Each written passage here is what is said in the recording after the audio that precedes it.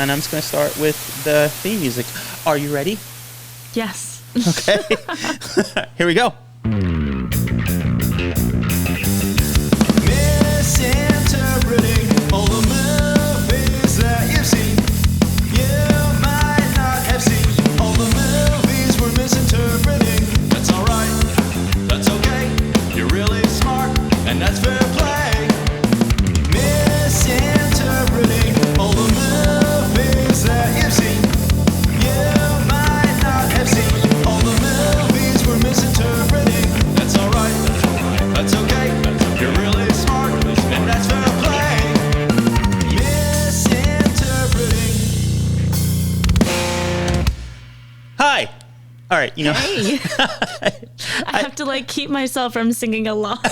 don't fight it. Just let it happen. Just sing. If you need to sing, just sing. So anyway, hello everyone. Welcome back from this extended hiatus of misinterpreting movies. I just realized something over the course of this little break that I took, and I realized that I don't have any opening, any trademark greeting. Everyone on YouTube has, "Hey guys, what is up, guys?" I need something that's uniquely me, right? Oh, yeah, no, I know what you mean. I think you're gonna have to figure it out. We're gonna have to brainstorm on this. I think every episode I'm going to try a new greeting until I find something that sticks. Okay, And then I'll put it on t-shirts and sell out. There you go. Buttons, stickers, here for it. Okay, so I'm going to try a new one right now, okay? Howdy doody. Welcome back to Misinterpreting Movies. No? I'm gonna say no. I'm gonna go with the no. Oh man. Well, next time I'll think of something better. Welcome back to Misinterpreting Movies. It is a new year. It is a new presidential administration. Yes, it is. It is. Everything is just beautiful. And just as happened in 2008, in 2012, we can officially say racism is over. I'm gonna go with no, but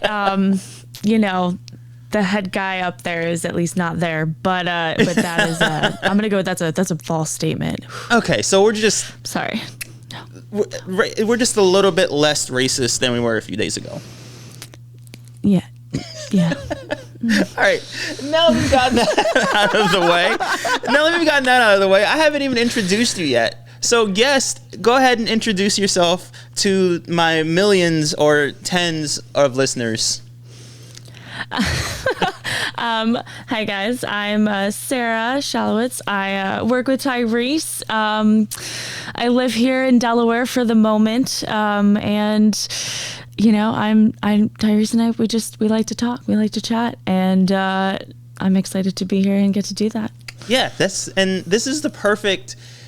I'm so glad podcasting is a thing, because it's like someone said, "Hey, you could talk and people will listen to you talk." It's like my wishes have been answered directly. I can just talk. And you might, even get paid for it, It's wild. It's wild. I might even make a career out of this. This is crazy. The road is endless. It could go anywhere. It really is. It really is. Or it could just be a complete dead end. Which some people probably thought when they hadn't seen any episodes from me for a while that I had just given up. And, I'd given up on things before. Mostly people who weren't good for me. But this podcast is something that actually loves me back. So I'm going to continue on with it. And today's episode is going to be interesting. Because today we are doing a movie that is, for lack of a better word, bad. But it's famously bad. It's one of those it's so bad it's good movies. Okay. I actually didn't know anything about this movie at all until it was suggested to me or requested by none other than my sister. So shout out to you for suggesting this. And I hope you're listening. And I hope you like it. If you don't, just don't tell me you don't like it. So the movie we're doing today is called Birdemic, Shock and Terror. And yes, as and usual, for everyone listening, I have no idea anything about this movie. I was not allowed to read the script, so I have no idea what's going to happen. That's actually exactly what I was going to ask you was, how familiar are you with this movie? And, you just answered the question. You don't know anything about it at all. Nothing. No, it sounds like a horror movie, and it sounds, from what you're saying, it doesn't sound, it's like so bad it's good, right? It's so bad it's good. So having never seen this movie, I want you to try to describe it in one sentence. What do you think you're in for here? And you said it was Birdemic. Shock and terror. Shock and terror. Oh my gosh. All I can, if anyone's seen Schitt's Creek, all I can think of is the Crow movie that she did in that, and pretty much just birds everywhere, and just like people running and like crying and yeah. You have no idea how accurate you are right now. You have no idea. But I'm going to give you an idea, because we're going to get right into it. And today's topic with Birdemic Shock and Terror is something that I talk about a lot, you talk about a lot, and you and I talk about it together a lot. And we're going to talk about negative thinking and just general negativity. And I think that this would be the perfect topic to discuss, considering the year we've just had, the year that just ended, which most people would agree was one of the worst years in their lifetime. It's definitely a trying one. Yes. Yeah. So we're going to talk about just negativity and not just the negative things that happened around us. And when I say negativity, I mean things that were stressful, things that caused us anxieties, things that worried us, things that were, there's a pandemic going on, things like that. I want to talk about that. And I also want to talk about the way that we reacted to that, the way that we've kind of made our way through that, and the way some of us, or all of us at different points in time, were either had optimism, had hope, or had neither of those things, whatever the exact opposite of those things are. And we're going to talk about 2020, but also on a bigger scale, just in general, how we handle stressful situations. And before we get into it, do you have any thoughts, any preliminary comments to make on what you've noticed, what you've experienced yourself, et cetera, on just negative thoughts over the past year and beyond? Oh man. It's such a wide, it's very broad. Topic. Yeah. It is so broad. For at least me, like, I know this year was definitely tough. I know you were, there for a lot of it, especially because we worked together. See me work the hours that I worked and just kind of go through that transition. And then just, our country, the world. We're talking about a pandemic. This didn't just happen here. This happened everywhere. And in more ways than just, the virus. there's so much going on. So, and it's easy, I feel like, for us to just sort of sit in that and not, like we said, negative self-talk and negative self-thinking. It's hard, but it's also like, I was thinking about this. It's almost like it's comforting, because you can know, yes, like, it's not going to go wrong, but it's hard to like rely on hope or rely on joy and that kind of stuff. So. And without getting too much ahead of ourselves, it's really difficult, because I see people doing it and I see people kind of wallowing in that negative thought. And my mind, what I want to say is, hey, don't do that. But I get why you're doing it. And meanwhile, I'm doing it too, but just ignore me doing it, and stop doing it is bad for you. It's such a difficult thing to communicate to people who you care about, and you see this happening, and what do you do? Right. And it's also like that fine line of that being like a habit versus like, actually needing to grieve something and needing to actually sit in that place, because losing loved ones and seeing violence all the time. That's something that, we can't just like brush aside and say, that's not going to affect us. It's sort of like, that fine line of, am I like putting myself through this over and over again, or is this something that's happening to me? Yes. And it's one of those things where it's one of those telling people hey, everything's fine. Sometimes everything is not fine. Hey, cheer up. Sometimes I don't want to cheer up. Sometimes I can't cheer up. Yes. Validate me. However, we're going to take this complicated, broad, nuanced topic and relate it to a movie about birds. Are you ready for this bird journey? Oh, man. By the way, feel free to interrupt during my descriptions if you need clarification or if you think something is stupid. Or if you don't quite understand what I'm trying to say in the description, feel free to interrupt. Okay. Okay. Are you ready for this? Yes. It's been a while since I've done this, but here we go. Okay. Birdemic, shock and terror. Think back, if you will, to a time long, long ago. It's Thursday, December 31st, 2019. It was the 53rd Tuesday and the 53rd week of the year. It was the 10th day of winter, and there were 80 days left until spring. It was New Year's Eve, and you had big plans for the new year. What you didn't know, however, was that the new year would be the year 2020. Well, I mean, you knew it would be 2020, but you didn't know it would be 2020. And there were times during the year when you asked yourself if you'd ever actually survive to see 2021. And your answer to yourself was likely, nah, probably not. But if you're listening to this right now, it means you made it. Congratulations. You survived 2020. Let's a round of applause for that. Yes. I'm so glad we have the video element now. But you survived 2020. But are you the same person you were way back in 2019 when you watched that ball drop, when you had ambition, hope for the future, and plans to be less than 6 feet away from other human beings? Nah, probably not. 2020 changed all of us. There's no debating that. We've certainly come a long way, but like J. Cole says on his 2014 track Love Yours, what if we went the wrong way? That's exactly the question that writer, director, and producer James Nguyen ponders in his 2010 film Birdemic. That's a lie, of course, but much like congressional Republicans, we're going to pretend that blatant lies are truth. So, with that in mind, I'll say this. Birdemic is a masterful work of art, and we're going to prove it with some expert, totally true, absolutely infallible, spot-on analysis. So you have an idea what you're in for here? I'm ready. I'm going to get a sip of water before we continue. All right, here we go. Birdemic, shock and terror. An appropriate name for a film so shockingly terrible, at least upon first glance. The first shot is a slow pan from right to left over a body of water. Much like this body of water, Birdemic may not offer much on the surface, but there's plenty of complexity underneath. According to me, anyway.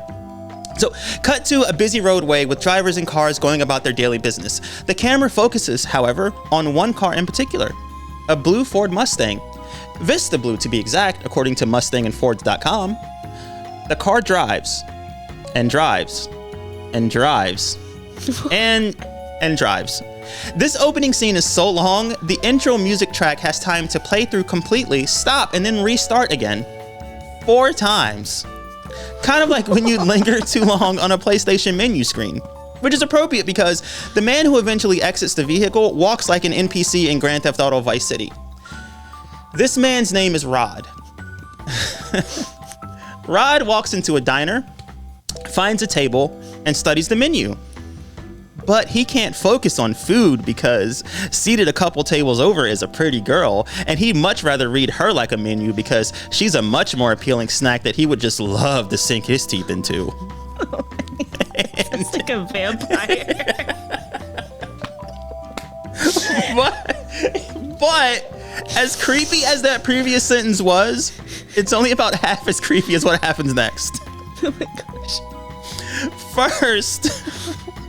First, Rod stares at this girl for exactly, and I actually set a timer for this, for exactly 23.83 seconds. And if you're having trouble visualizing this, I'm gonna pause the music here for a second. If you're having trouble visualizing this, I'll help you. I'm going to stare at this camera, and I'm going to stare at you for exactly 23.83 seconds. So hang tight here. So let's do here 23.83 seconds. So we'll call it an even 24. So this girl sits at a table to have her breakfast, and Rod just stares at her for exactly 23.83 seconds. And this is what he does. Ready?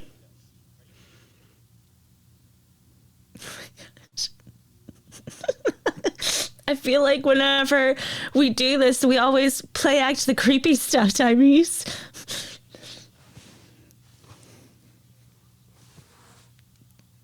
8 more seconds. Oh my gosh.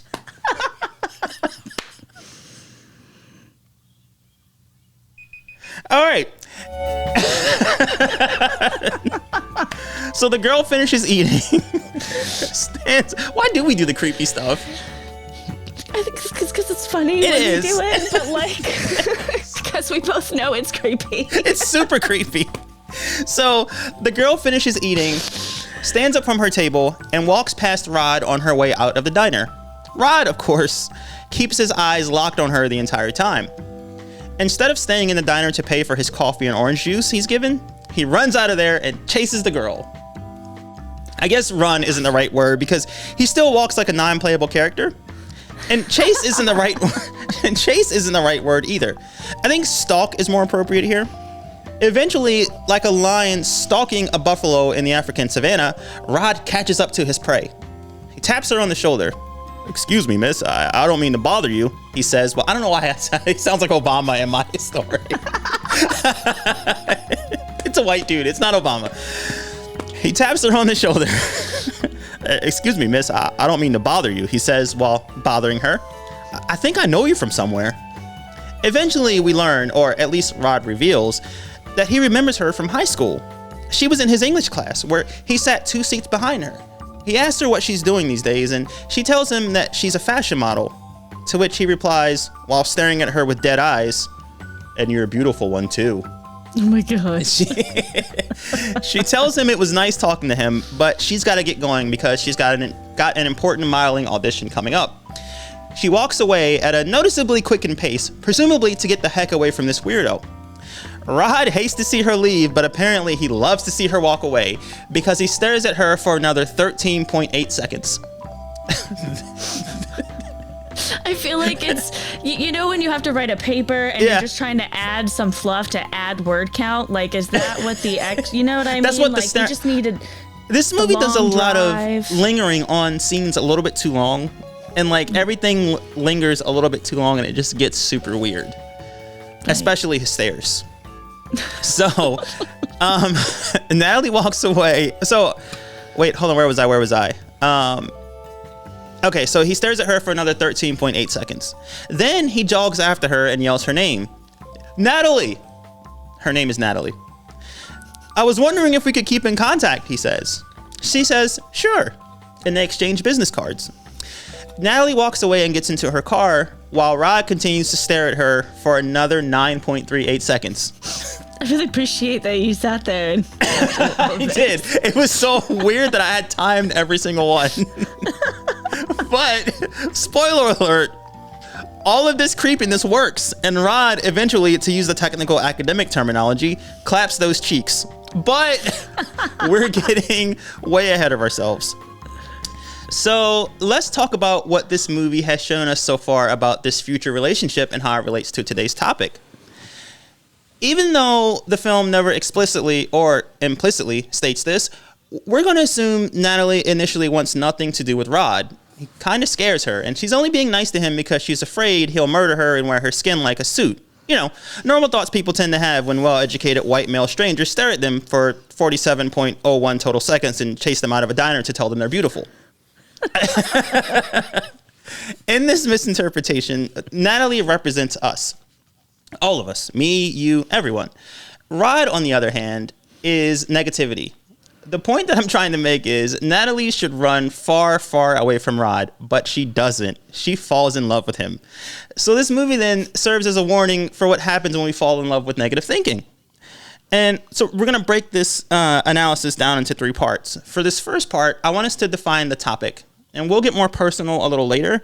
But for now, I want to talk about what we've observed around this. Like, have you noticed people falling in love with negativity over the course of 2020? If so, how did it look? What were they thinking, or what do you think they were thinking? What do you think they were feeling, and what did they say? And that's purposely a really vague, broad question, but I just kind of want to give people an idea, and I want us to discuss just what we mean when we say falling in love with negativity and negative thinking. And thanks to the video component of this podcast, I can see that you're pondering. I am. Yeah. Your gears are turning. If you would like, I can start while you consider like what your thoughts are. Okay, yeah, go for it. What I meant when I came up with this idea was over the course of 2020, people were saying, and rightfully so, that this was probably the worst year for them on record for a ton of reasons. Right.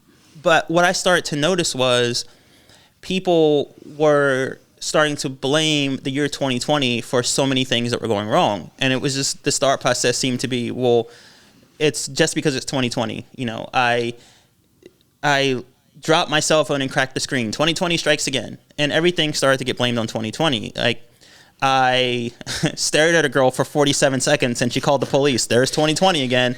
It's like, and I posted this on social media and I said, what are you going to do when 2020 ends and it's January 1st, 2021? Right. What is, like, you can't pin all of your problems on 2020. And what I noticed was as soon as January 1st rolled around, 2020's gone, but people are still in love with this negativity. Everything sucks. Why should we even engage in politics? It's all bad. Republicans are bad. Democrats are bad. It's everybody's terrible. We're just all going to die. The pandemic is going to kill us all. And it's just like everything is bad all the time. And yes, things are tough.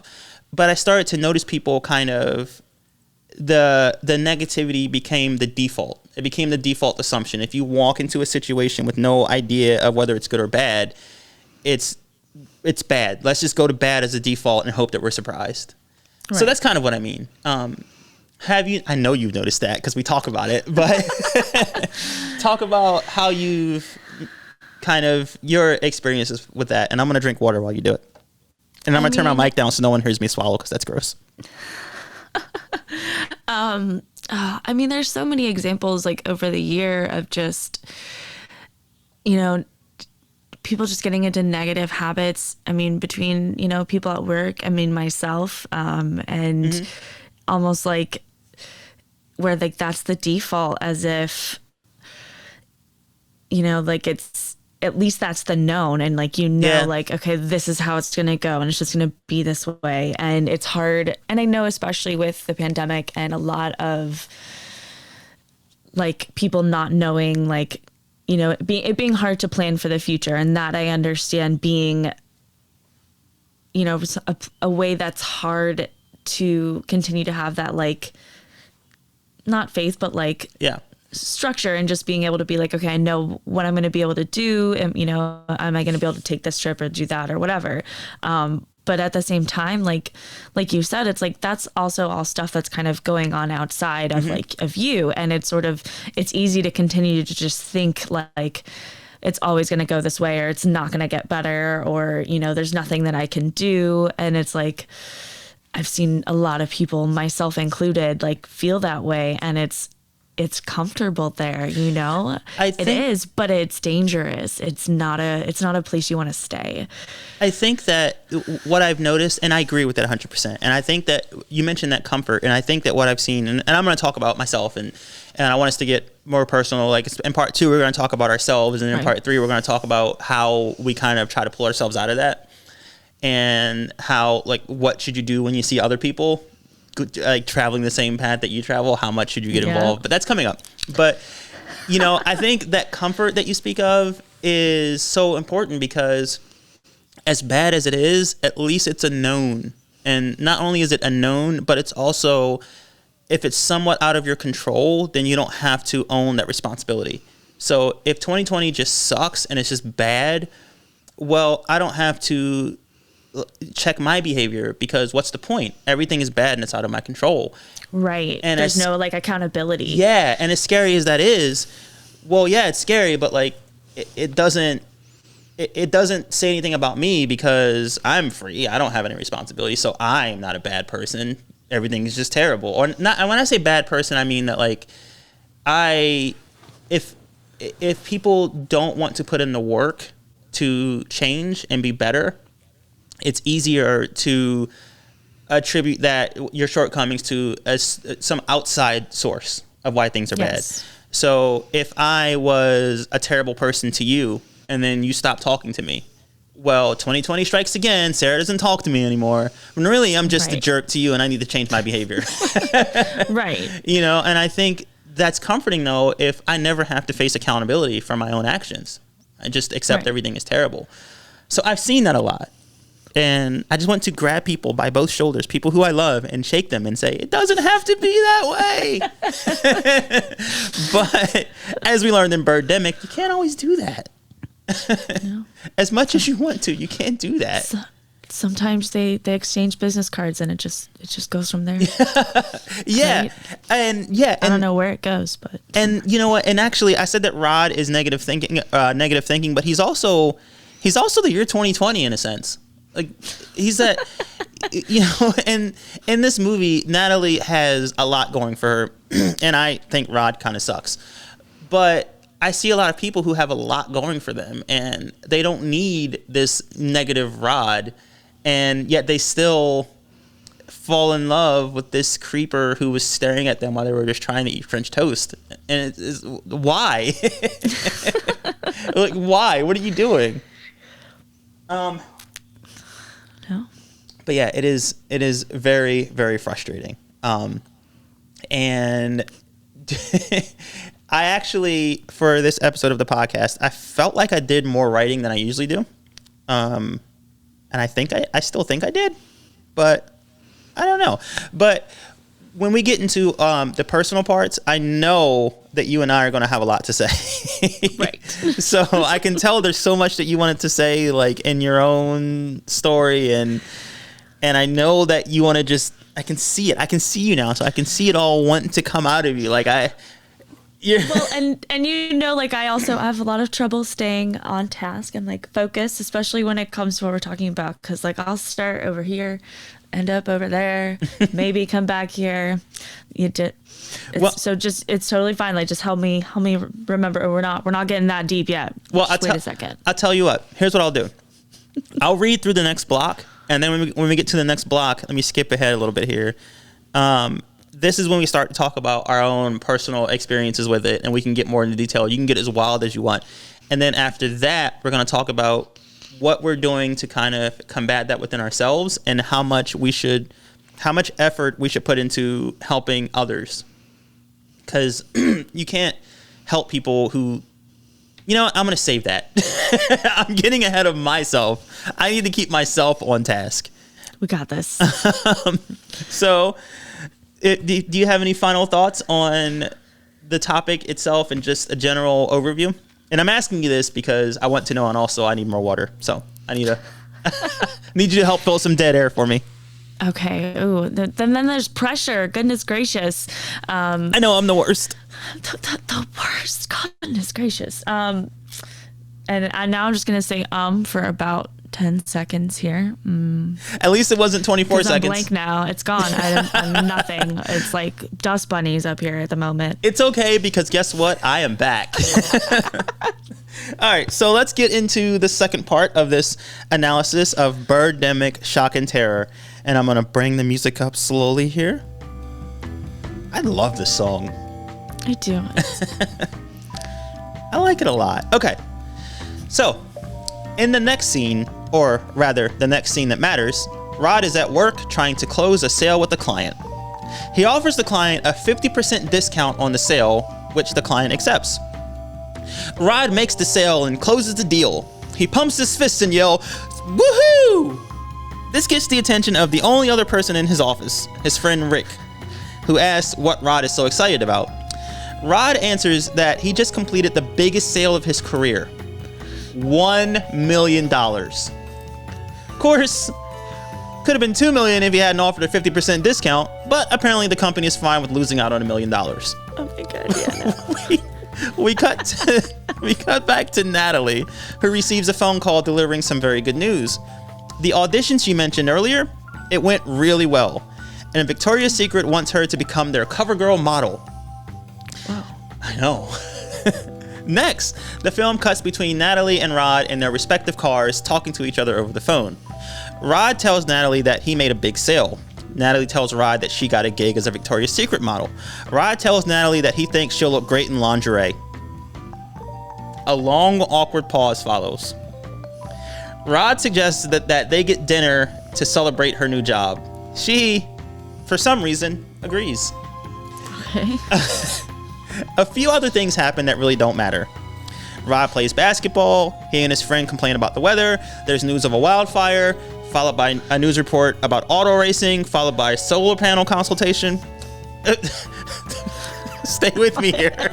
I'm losing you. Stay with me. Filler, what? Well, here's the reason why. So, this movie works really hard to insert messages about pollution, global warming, and general environmentalism.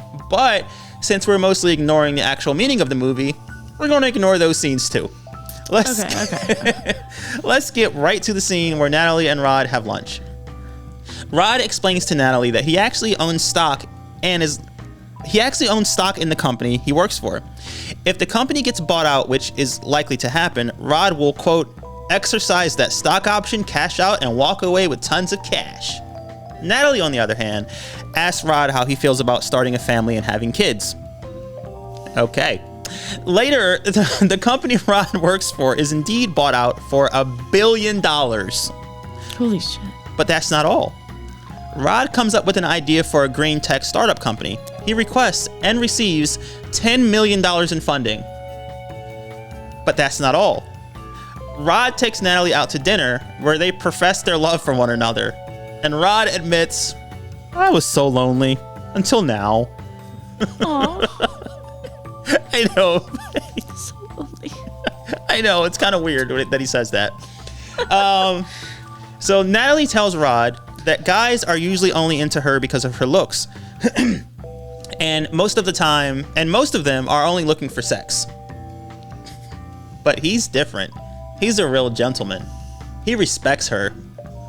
The scene cuts to show Rod and Natalie dancing in an empty tavern while some random black dude stands on a table and sings a funky soul ballad about Big Mama making food at a cookout. Listen, I don't know either. But the song is called Just Hanging Out, and it's by a guy named Damian Carter. And yes, it's on YouTube and Spotify if you're curious. You should be curious. I'm very curious. You should be curious. I'm probably gonna go watch this movie at some point. I'm still waiting for the killer birds, though. Oh. Hang tight. We're almost there. I'm lying. We're not almost there, but we will get there soon. Don't worry. Okay. Anyway, I don't know if it's the drinks, the funky soul brother, or Rod's confession of his crippling loneliness, but millionaire Rod takes Natalie to a pay-by-the-hour motel where they clap cheeks and rub feet. And if you've already seen this movie, you'll understand why that's such an accurate description of that scene. And by the way, I want us to do a bonus episode where you watch this movie and then we come back and talk about it. Deal? Really? Yeah, I need to know.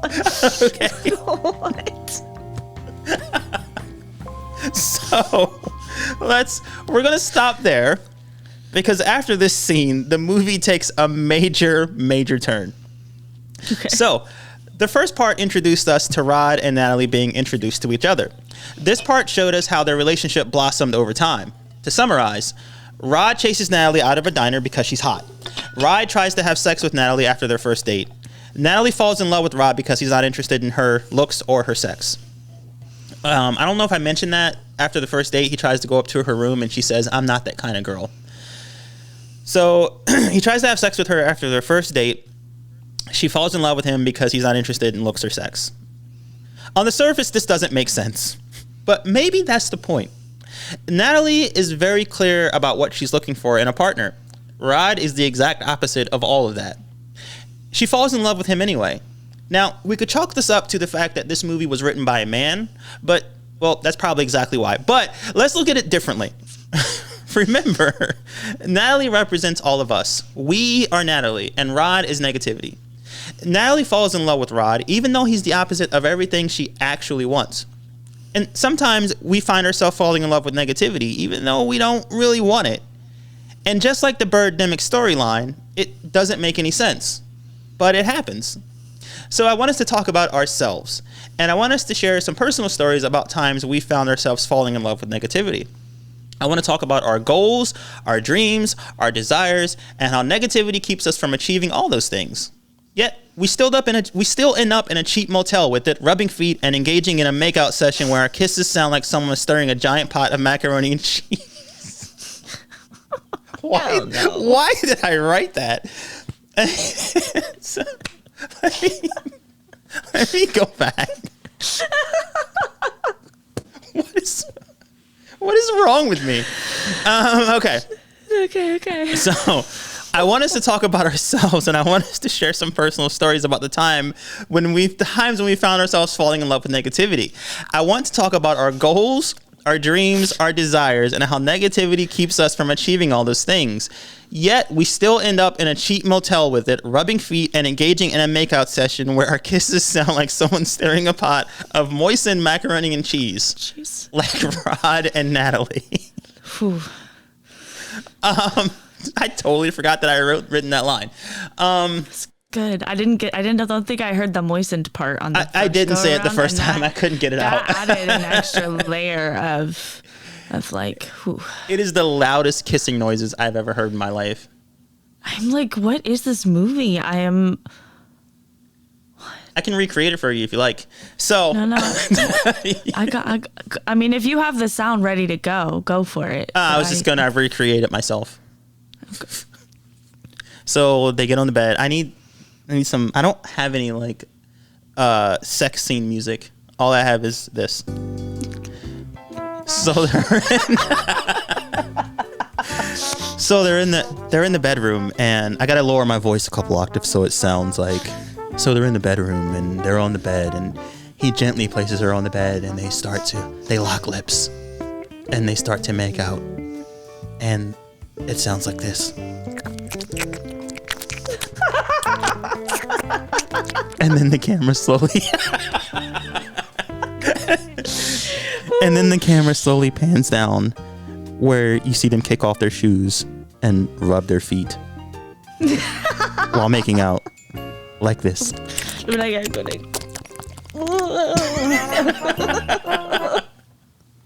So now you feel like you were there. And when you watch this, you will understand that is like spot on analysis of that scene. So anyway, thank you. I feel like the only way you could have recreated that was to have heard it firsthand. Yeah, I didn't. That's too weird to just make up. That's real. That's legit. I wish I could show you right now, but I can't. It's okay. I'm gonna watch it, and then we will do the bonus episode. And I can't. I'm not gonna say I can recreate that because I'm not even gonna try and practice that shit. But I will know. And there's more that I want to tell you about that scene. I watched this movie's apparently a cult classic, and there's been a lot of stuff on this movie already, and I'm just now finding out about it. But they talk about that scene. I hadn't either. But they talk about that scene, and they talk about the process of filming it, and it's just a whole thing. And we'll talk about that on the next episode. Because I love that kind of like behind the scenes technical like. Oh yeah, okay. It's great. It's great. There's so much that I need. You're gonna love this bonus episode. By the way, speaking of which, bonus episode. You'll be able to hear this bonus episode on my Patreon at patreon.com/mmoviepod. That's patreon.com/mmoviepod. Yes. Do it, guys. Join me. We can do this. Yes, we can. Together we can do this. Yes. So yeah, back to the original thing that I wanted to talk about. Right. I want to talk about just our experiences with kind of falling in love with negative thinking. And I want to, it's important for me to talk about this part because I don't want people to get the idea that I'm just, it's like, okay, so it's like making black people jokes, right? I can do it because I'm part of the community. Right. So when I'm making these comments and these criticisms, I am one of the you people. So when I say things like this is not good, you shouldn't do this, blah blah blah, I understand that it happens because I have done it and I work really hard not to. So it's not one of those I'm on my soapbox holier than thou, what is wrong with you, you're broken for thinking this way.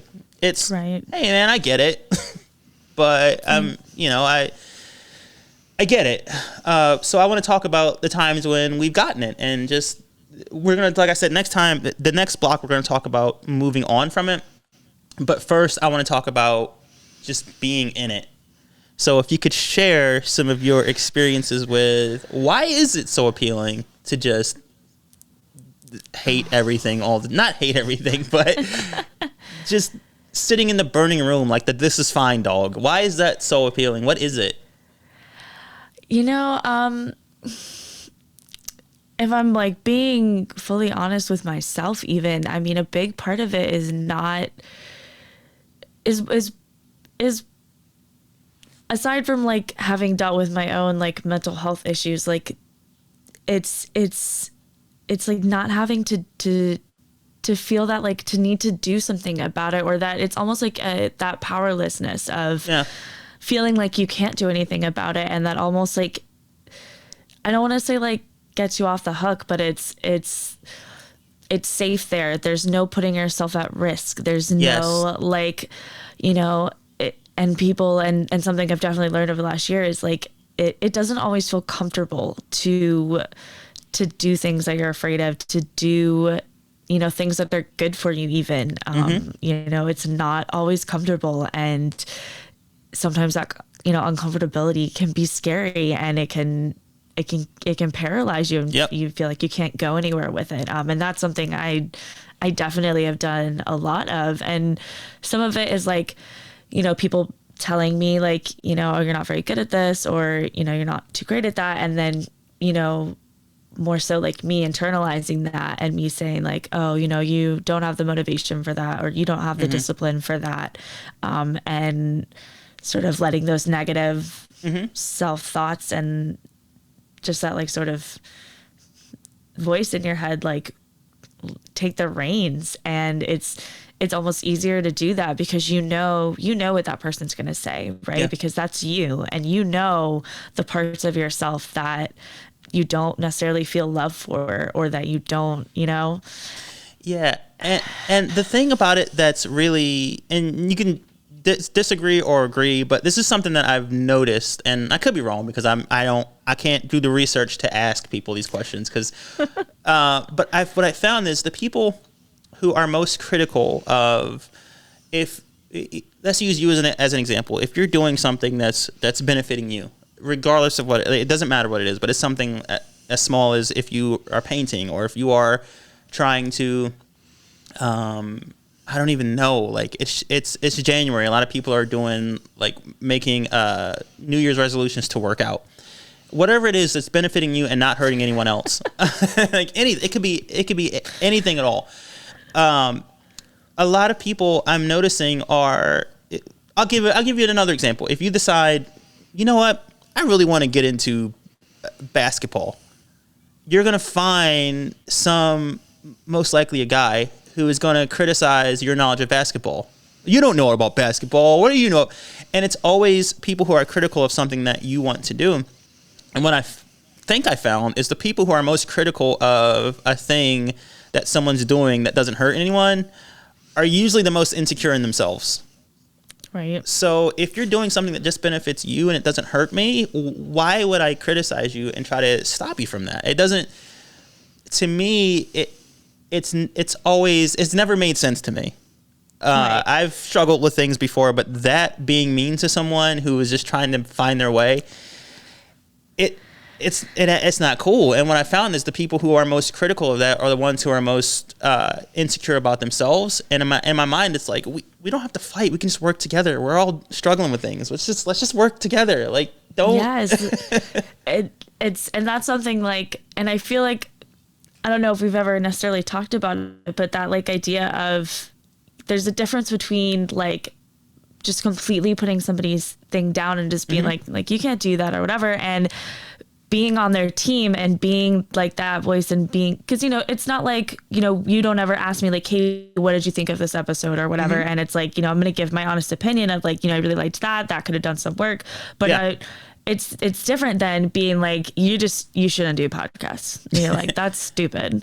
That's you're never there's no productivity in that. You may never even make money at it because like that's the most important thing. Like that's the kind of stuff that like I feel like that's what you're talking about in a way where it's just like if you're saying like no completely to somebody's idea and dream and passion, it's like you're right. That to me that says more about you and how you feel about what you want and who you are than what it says about, other people necessarily, or the person that you're saying these things to.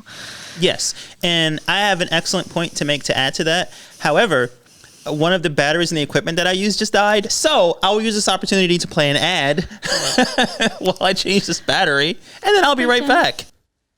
Hey you, are you enjoying the show so far? I mean, you're still listening, so that must mean you like it, right? You do, don't you? Yeah, you do. Don't deny it. Well, might I suggest that you consider heading over to patreon.com/mmoviepod. That's the letter M, movie pod. Become a patron for $5 a month and you'll gain access to exclusive bonus episodes. Or just keep listening to the regular ones like this one for free. Up to you. Whatever. All right, back to the show. Hey, and we're back. All right, battery has been changed. Juice has been refilled. We've rehydrated.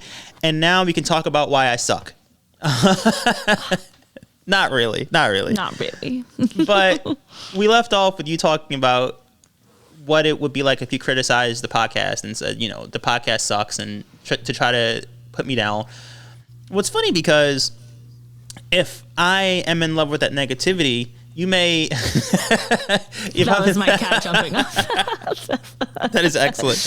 If I am in love with that negativity, then I may process whatever you're saying. I may take it a different way. Like, you don't have any control over your words once you really put them out there. I mean, you can try. I think it's important to try to be clear and to be sure that what's understood is what you meant to say. Yeah. But in the end, we really don't have any control over how our words are taken. So right. You may say something to me that's really kind and constructive, a criticism or a comment on my podcast, and I may take it as the worst thing you've ever said. Case in point, I was having a conversation with someone today, and I was talking to my friend Alice. Hi, Alice. I can say your name because I know you're not listening because you told me that you don't listen. And Alice actually told me. I kept asking her, and Alice is a mutual friend of ours. We both know Alice, by the way, listeners. Yes. I told her I keep bugging people to listen to my podcast, and when I bug them, it's not I'm not serious about it, but it's just a conversation starter. And I honestly think there are a lot of people who I know who would like it if they just give it a chance, and then they just don't, which is fine. But it's become a joke at this point where I bring up the podcast. Right. So I said to Alice, I said, hey, have you listened to the podcast yet? And she says, well, I didn't want to tell you this, but I tried to listen to it, but I turned it off after 5 minutes because I got bored. And she said, I don't know why, it really bored me. And I had to explain to her that is fine. She's entitled to that opinion. And I said to her, you don't have to be afraid to tell me that. I'm not making this specifically for you. So if you don't like it, that's okay. It's okay if you don't like it. Right. So she was like, no, it's not that I don't like it. It's just the content really doesn't do anything for me. I said, Alice, it's okay. I'm not going to take offense if you find my podcast boring and you turn it off after 5 minutes. And we just moved on, and that's really true. Like, I am happy with this. I am happy with it, with the project that I'm working on. I love connecting with people. I love what I'm doing, and that's what sustains me. I love having people like you on and to share in this whole process with. And you like it, I like it. I think it's awesome. Like, this is right. And we've talked about it before. Like, you don't necessarily do this for others. Like, this is something that you truly enjoy doing. And I just love being a part of that. That's awesome. I appreciate it so much. And like, this is for me for so many reasons, which I should get into in a bonus episode. But because I have that security, and I didn't assume that she was coming at me with some negativity. I understood that she wasn't being negative. She wasn't telling me to stop. She was just saying, like, it's not for me. Right. And even when people do come to me with negativity, I can kind of take that and say, I see what you're trying to do here, but it's not going to work because I am secure in this here. So I also had promised that I would share my experiences with falling in love with negativity, and then I almost forgot. So for me, it was never a matter of not wanting to do the work, maybe on some subconscious level, not wanting to do the work or anything, but it's just that I felt as if, and this was well before you knew me, but I felt like if I could prepare myself for the worst, then nothing would affect me. And to me, it was a sign of strength. It's like, if I am prepared for the worst, and I just assume the worst all the time, I'm never broken down by when that bad happens or when that negativity happens. And to me, that's such a dangerous line. It is. Being prepared and always expecting is like, yes, so different. And But for me, it was a sign of strength that, like, I am tough enough to handle anything because nothing gets to me because I'm ready for it. Like, right. I'm walking around looking for a fight all the time. My hands are up, and it's like, eventually your arms get tired. Put your hands down and just walk. And that's kind of how I fell in love, so to speak, with that. It's just that, like, this is comforting. And all the other stuff that you said was certainly true. I just didn't consciously realize that. The conscious decision that I made was, all right, I can take on anything. Whereas now I kind of pulled that back, and it's just like, I can handle a lot of stuff, but I'm not going to go looking for it. I'm not going to be on such high alert, and I'm not going to also avoid situations where that could be good because I'm just ready for the bad, or just ruin situations that are good because this has got to be bad because everything's a fight. Right.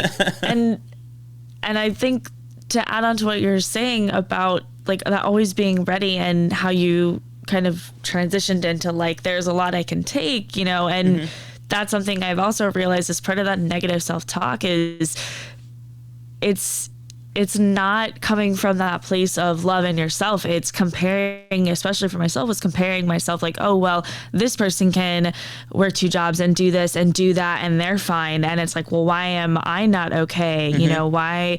And that's where I always went, was like, what's wrong with me? Like, whatever. And that's a comfortable place, instead of looking and being like, well, maybe it's not necessarily that's something wrong with me. Maybe it's the decisions that I've been making about how I want to spend my time and my energy, and also the decisions I've been making about how I want to treat myself. Like, that's a huge part of, that negative self-talk, and that the just negativity in general is like how you treat yourself is, again, like how you're going to go about and treat others as well.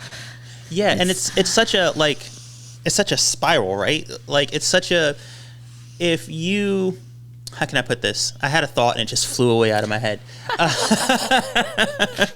But I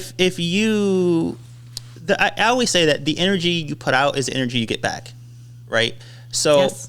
if you're kind of, oh, look, the thought came back like a bird. It flew back. There's a birdemic of thoughts going on in my head. But you and I, we talked about this, about how you can look at other people and say, why do they have it all together and I don't? And, I said to you, the fact is they probably don't. They're either only showing you their best side, or you're only seeing their best side, or you're just looking at yourself as not as inadequate, and you just assume that, and I've definitely been here, you look at yourself as inadequate and assume that, well, I am the only one with the problem. Everyone else has it all together. And what happens is when you do that, what I've learned is you isolate yourself, and you think that I'm so insignificant and everyone else has it all together, that I can't possibly be in a position to hurt someone or turn someone away or just have any effect at all on anyone. So I don't have to consider, for me, my thought process maybe a few years ago was like, if you and I were friends, I don't have to be mindful of Sarah's feelings. Not because I don't care, but because I'm so insignificant that it doesn't matter. She's got everything all together. Who am I? It's like me hurting Michelle Obama's feelings. Who am I to Michelle Obama? Like, you would be like Michelle Obama to me. And it's like, but what happens with that is, what I would do is I start to find that I'm pushing good people away, and I'm surrounding myself with people who aren't quite so good for me, or the good relationships that I have, I'm kind of pushing that to the side because I'm being a jerk. And then it's this self-fulfilling prophecy where I think that everything sucks, and then, oh wow, it kind of does. And it's just this, and that just reinforces my thought process that everything sucks, and I just spiral deeper and deeper and deeper into this, like, everything's stupid. 2020 sucks. Right. And it's just like, it's so difficult to realize and so difficult to pull out of, And yeah, and I feel like, and it sucks you in, and it, like you said, it's sort of like a spiral where it's like you don't even realize you're sort of going in circles until all of a sudden you sort of look around and you're like, oh, like, it all looks the same. I'm like, what happened? Yeah. And I almost feel like you're reminding me of the 310 to Yuma episode that we did, where it's like you're all of a sudden like way down this other path, and you're just sort of like, what, like, how did I get here? And it's sort of like, well, like you said, a lot of times the energy that you're putting out is the energy that you're going to be getting back in. And that's not to say, like, when it comes to like mental health or things like that it's as easy as just like be more positive. Like that's not what I'm saying. But what I am saying is it's very easy to like fall into it and to want to continue to stay there. Because I know even on times where I have been feeling better, it's like there are some days where it's like it would be a lot easier to just be like, you know what, screw it. I'm done. I don't want to do this. I'm going to deal with this. Everything sucks. And it's just sort of like, in the moment that might feel okay. But I realize later, like I in a way, instead of when I'm thinking I'm just giving up on everybody else, I'm really just giving up on myself and like the possibilities for me and the people around me that I love, Yeah, it's like, and actually you touched on a topic that I want to, it's in the development phase in my head, and it's in my notebooks. And it's the exact opposite of this episode we're doing. And I had this discussion before on like toxic positivity, where it's just like, everything is great. Everything is good. Let's just love one another. And the best example of this level of like toxic positivity is once a year when people post MLK quotes on their social media. Hate cannot drive out hate. Only love can do that. I mean, is that like toxic positivity, or is that just whitewashing? Okay. It's a little bit of both. It's a little bit of both, though. And like, I do think there are people who genuinely want things to be better, and they're like, listen, I know that this person wants you dead, but can we just love them? Everything's gonna be okay. No, everything's not okay. Everything's not okay. It's like the positivity, but with accountability. Otherwise, yes, and also just being realistic. Like, if you come into work one day and you're having a bad day, it's I can't come to you and say, you know what, Sarah, just cheer up. Everything's okay. Oh, cheer up. Why didn't I think of that? Thanks. Great idea. Right? Never thought of that. Why didn't I just look at the hanging hat poster and just be like, hang on, you got this. Like, hang in there. Hang in there, kid. Like, no, like, and it's like, it's that balance, but it's also that like that grace. Cause I don't know if we've talked about where I've had bad days and it's like, you know what? It's okay. Like, you're not feeling your greatest.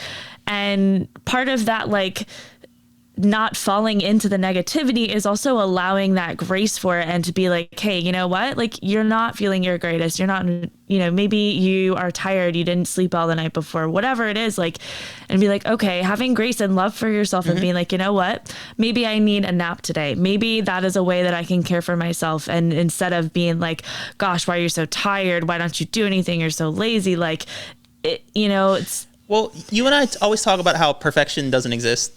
And Yes. and I think that part of when I tell people that I love myself, and I'm pretty obnoxious with the way I say it, but I'm obnoxious on purpose because I'm jokingly obnoxious when I say that, but I think some people take me seriously. But I do love myself, and when I talk about loving myself and how I think I'm great and everything, people assume that I think I'm perfect. But I think that perfect doesn't exist. But if we were going to use the word perfect, in order to be perfect, you have to acknowledge your flaws and acknowledge that you're not perfect. And that to me is a level of perfection. If you acknowledge that I have flaws. When I say I love myself in spite of those flaws. And I'm working on things, and I'm working on becoming a better person every day. And I define what better means. Like I define that. Which sounds selfish, but it's not, because part of it doesn't. It does to some people, I think. But when I say I define what better means, it means that, like, for me, being better means being a better friend and being more compassionate, and I define that. Right. But yeah, I think that people should. I think that it's important for people to kind of recognize that, if perfection means being in a great mood every day, and that doesn't exist. Like, right. It's human to have up and down days, have bad days, good days, and you can still love yourself even though you're like, everything sucks today and I don't want to get out of bed. Yes. It doesn't mean that you failed. It means that you're being human. No, it doesn't. and I feel like that's something we've talked about, of like this idea of not being able to hold two different ideas in at the same time, or to be two different things at the same time. It's like, no, absolutely. That's absolutely possible. And that's one of the things I love about hanging out with you and being around you and talking with you, is we do have that understanding of, like, we know that we're not perfect, but one of the greatest things about you is you love yourself anyway. And to me, that doesn't seem selfish, but I think that's also because that's something we've talked about a lot, and something that we both sort of recognize, like, it is okay to love yourself as you are and still want to better yourself for yourself. Yeah. And for whatever reasons that you have, in whatever areas of your life you want to. Yeah. And that's sort of the fun and the excitement of it. I say it all the same time. It's like, I say it all the time. It's like, you have a house and you're just like, wow, this is a beautiful home that I bought. I'm going to change the color of the shutters. And it's like, you still love the house, but you want to do something or I'm going to work to get myself an in-ground pool. Like, you still love the house. I'm doing none of those things, by the way. I live in an apartment. But I don't have that kind of podcast money yet. But you still love yourself regardless. And I think that, that kind of self-love is so rare that people look at it as, I've had people tell me, wow, you're so conceited. You're so full of yourself. And I'm like, no, I'm not. I don't know how you define it, but I don't define it that way. I love and accept myself. So, like, and I think it's because people aren't used to seeing people do that. And I think honestly, that's one of the things that sort of drew me to you, especially over this last year, is that's something I've been working on, is learning to just, even if I can't always love myself, at least accepting myself as I am without judgment, like there's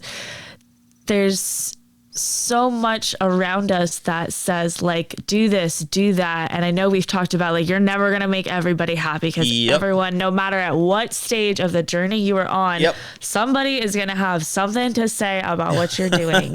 And it's like, you have to be doing it for you and for, the community you want to see and the person you want to see for yourself, It's super important. I was discussing with someone about being a people pleaser. And I said, you're not you can't please people. Like, if that's your goal, you're never going to please everyone. And I take that thought process, I put it into the podcast. Like, I'm not a podcast pleaser. If I listen to, I love getting constructive criticism and feedback. But if I did everything everyone wanted, this would be terrible. I've had people tell me for the Halloween episode that I did with Hannah, I've had people tell me, that's amazing, I love it. And then, oh, that's cheesy, I don't like how you were doing like the voices. And I respect both of those. And I look at both of those opinions and I say, thank you for those. Now let me go back and see what I think. Thanks for your feedback. But even as a person, like, it doesn't matter what you do, someone is going to not like it. So you might as well be genuine to yourself, because it's the easiest. And it's less work. And also more of that, you get out the energy, you get back the energy that you put out. Like, with you and I becoming closer and becoming friends, it wasn't a matter of us having a handshake going, hey, you want to be friends? Or like in Step Brothers, did we just become best friends? It wasn't any of that. It was just us. I love that movie. It's a great movie. I need to analyze that movie. But it was just a matter of us putting our energies out there and just kind of recognizing one another and saying, I like that. I like that. That's good for me. That's good for me. Okay, let's hang out and let's talk and it's really, really simple. and also just like being, honest and truthful. I think that's one of, and when you speak of people pleasing, that's something that I personally am still working on. And it's interesting that you mention it, because I know, and what I'm learning is that when you're people pleasing, beyond like, at the end of the day, you should be pleasing yourself. But at the end of the day, there's this false sense of security that for some reason we think that by not necessarily lying, but by trying to placate other people and please other people, that we are somehow, safe. They're still going to love us. They're still going to respect us. They're still going to whatever. But like, it's a false sense of security, because if at the end of the day, you can't say what you really mean or be who you really are, then is it really safe? Is it, and are you really giving those people the opportunity to love you and see you as you truly are? Yep. And I mean, that's something I'm still working on, very much so, but it's definitely something important to think about when we're talking about like negativity and we're talking about security that kind of comes with that. Mm-hmm. Is it really secure? Is it really? Well, it's really difficult, because it's like, you're getting somewhat positive feedback when you're people pleasing, and people are like, I like who you are. I like this. Right. But you're like putting on a show for them, basically. And if you be who you really are, they're stop doing that. I don't like that. And yeah, you have a connection, but how genuine is it? And it's difficult to kind of come to that conclusion of, if you be genuine to, especially when you've been doing it for a while. So if you just become who you truly are, you're going to lose all those friends, but you're going to gain more genuine people who are better for you. But it's like quitting your one job before you start looking for new work. You're going to be jobless for a while, and that's going to suck. Yes, and it's scary and it's hard, It is, and it's also, I think it's a process, and a lot of it, I think, especially when it comes to negativity and negative self-talk, it's a process, and one, at least for me, I probably will be doing for the rest of my life, making sure that that's not the leading voice in, what's going on for me and how I think about things. Yeah, there was a point for me, and I don't want to go too into detail about this, because I actually want to make it a whole episode, and I may have mentioned this already before. But there is a point in my life where I had to perform like a friend audit. You went through the friend list on Facebook and were like, I don't actually know you. I don't know. It was Do more. I want to know you? It was more of like going through my phone address book, and here's why. Because I was at a point where I really want to save this, because this is going to be such a good bonus episode. But I'm going to tell what I can without being too like. Okay. So I was going through my phone, and I was sitting there. I was sitting there, and I was going through something that was really like a really difficult time. And I'm sitting there, and I said, "Oh, and by the way, this isn't a sad story. I don't need any. Aww. It's going to sound sad, but I promise I'm better." So I'm like, man, I'm going through a really tough time. I could really use someone to talk to. Not even to talk about what I'm dealing with or to make me feel better, just for someone to acknowledge that I exist. right? So I'm sitting there and I'm scrolling through my phone and I'm looking through my address book and I'm like, oh my gosh, there's no one here who I feel like I can text. Like, there's no one here who I feel like I can reach out to. Like, I'm just, nope, can't talk to them. I don't feel comfortable talking to them. I haven't talked to them. And I'm like, oh my goodness, there's no one here. It's just me. And I sat there and I said, wait a minute. And I'm comfortable with being like, I'm comfortable being alone, like by myself, when it's my choice. Right. No, when I have the option to not be, then it's cool. Then it's fine. So I'm like, all right, I need to kind of figure something out here. I am at this point in my life where what I'm working on is like trying to become a better person, trying to become like, I'm trying to improve myself. I'm looking at my friends here and I'm realizing that there aren't any there. Now this is just in my mind. I don't know if it's true or not, but in my mind, there's no one there. It wasn't true, but that's how I felt. But I'm looking and I'm like, okay, there's no one here for me. I need to know if they just suck or if I push them away and they're good people with my actions. So I need to perform a friend audit. So I'm going to reach out to people with this newfound like just mindset. Just I'm not the same person I was a couple years ago. Let me reach out to people and reconnect and see how they treat me. And it was an even mix. Like some people in my life, they sucked. And some people were great and I sucked. But I had to figure out which was which. Right. And I had to figure out even the people who I felt like sucked, I realized that as a person, I mentioned this in the Children of the Corn episode, they did a lot of things that weren't good, that weren't healthy for me, but I let it happen. So how mad can I be at them if I let them know that was acceptable behavior? Because I'm trying to people please. Right. You know, so they felt like what they were doing was fine. So when I reconnected, they continued to do the same things and treat me the same way, but now it wasn't fine anymore. Right. So I didn't harbor any hatred for these people. It's just like, you know what? Maybe not. Maybe these new boundaries don't really mesh with who you are. Yeah, but I wish you well and have a nice life. We can I'll say hi. We can still be civil. Yeah. So yeah, the people pleasing, it doesn't, the relationships you form aren't going to be as good as the relationships you form by just being who you are. And it's so much less stressful. And then those relationships are kind of, like you said, if you're forming them and you're not being your people pleasing, you know, those relationships are going to keep you in that state. They're not going to necessarily as much allow for you to move and do and be as you want to be if they're outside of what they know you to be. And I think that life is all about growth and you're just not growing and that you're just stuck there. And all right, wow, we got way off topic. We stayed on topic, but we got away from this wonderful movie. By the way, at some point during this episode, the battery for this equipment that I use is going to die again. But I'm just going to roll with it. And just so you guys at home know, to bring you behind the curtain a little bit, the battery I'm referring to is in the monitor that I'm looking at to see Sarah's face. So when this battery dies, I am not going to be able to see your face, and I'm just going to roll with it.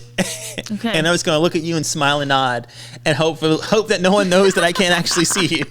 Okay. So we'll have to time and see how long it takes me to figure out that you can't see me. When you feel like I can't see you anymore, I want you to just like call me on it and say, "Wait, hold up, you can't see me, can you?" It's done now. Okay. I still got time though. I have at least another half hour. Okay. So where were we? Get the music back going. No, right? Or I'll do a little recap. We're almost exactly at the halfway point of the movie. Boy chased girl, girl dates boy, boy becomes millionaire, girl and boy have sex in cheap, crusty motel. But what about the birds? I can think of Missy ass. It's your fault. Sorry.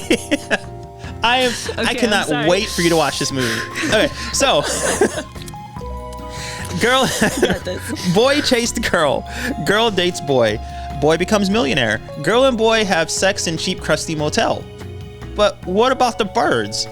The movie is called Birdemic, yet while we've seen a few birds here and there, we've yet to see anything approaching what could reasonably be called demic. Well, the morning after Rod and Natalie knock boots, things go from 0 to 100 real quick. Massive swarms of birds suddenly appear in the sky. Finally, yes. And some of them, and I'll do my best to describe this, some of them dive bomb the town below, exploding on impact. I use the word dive bomb because as they drop from the sky, they make airplane sounds. That's awesome. Yeah. If you've ever seen any footage of the attack on Pearl Harbor, you've heard these birds. Oh my God. Natalie and Rod awake from their previous night of living in premarital sin to the sound of birds swarming outside their motel window. They're frightened, of course, but not to worry because these same kamikaze fighter birds who were blowing up the town seconds earlier apparently aren't strong enough to smash through motel windows. So they have time to think. But what will they do? Rod lost the keys to his car. The motel phone doesn't work. Rod's cell phone is dead, and if they don't think of a plan soon, he and Natalie will be too. Oh my goodness. A lot of time passes, and judging from the dialogue, it's been a full 24 hours since the start of the bird attack. But the attack has stopped for some reason. Rod suggests that maybe it's because they got tired. Rod is not very smart.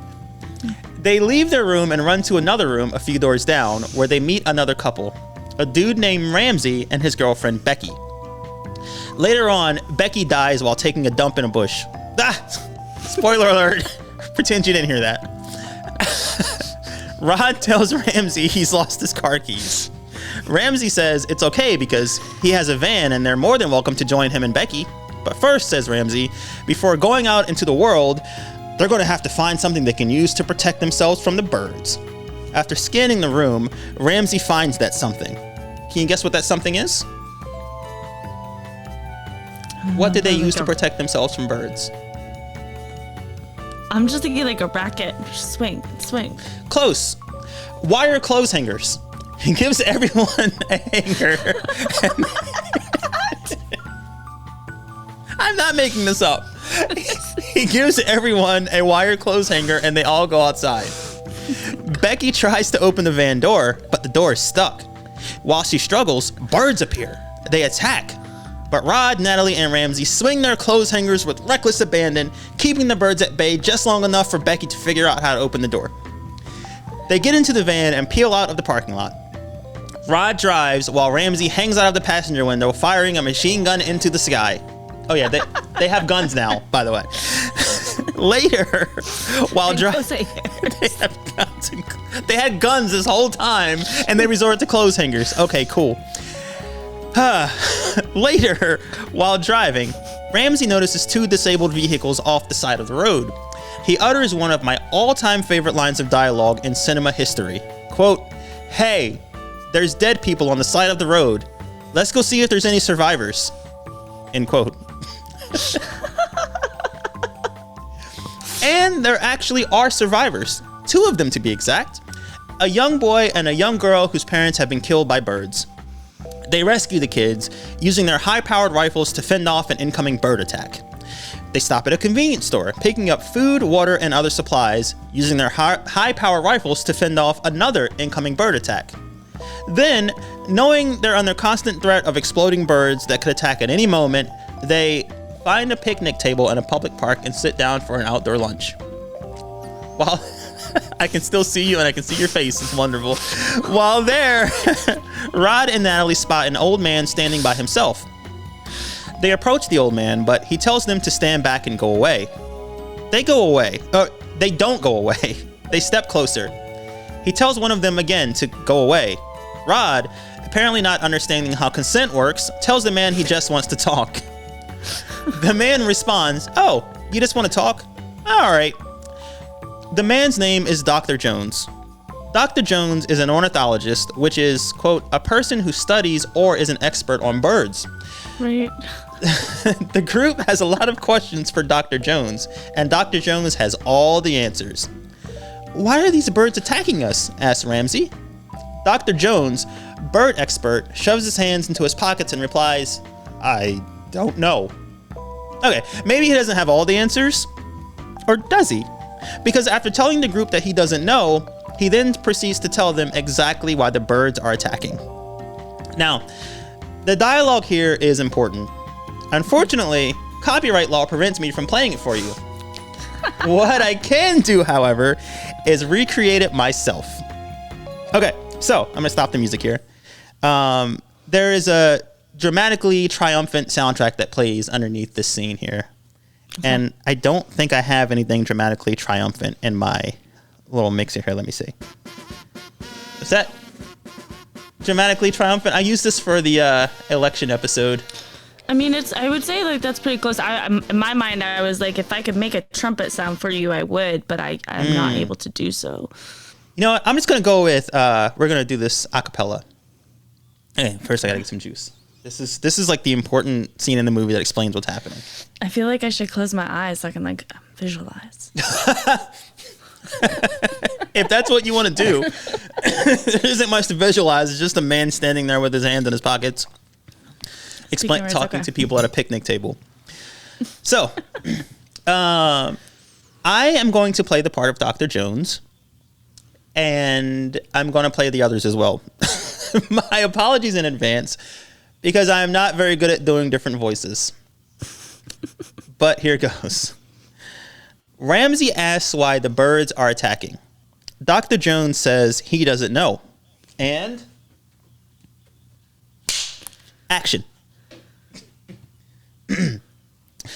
But what I do know is global warming is causing viral diseases such as bird flu, West Nile virus, and SARS. So what are you saying? That global warming is causing these birds to attack? No. I'm a scientist and an ornithologist. I can't state any scientific fact without evidence.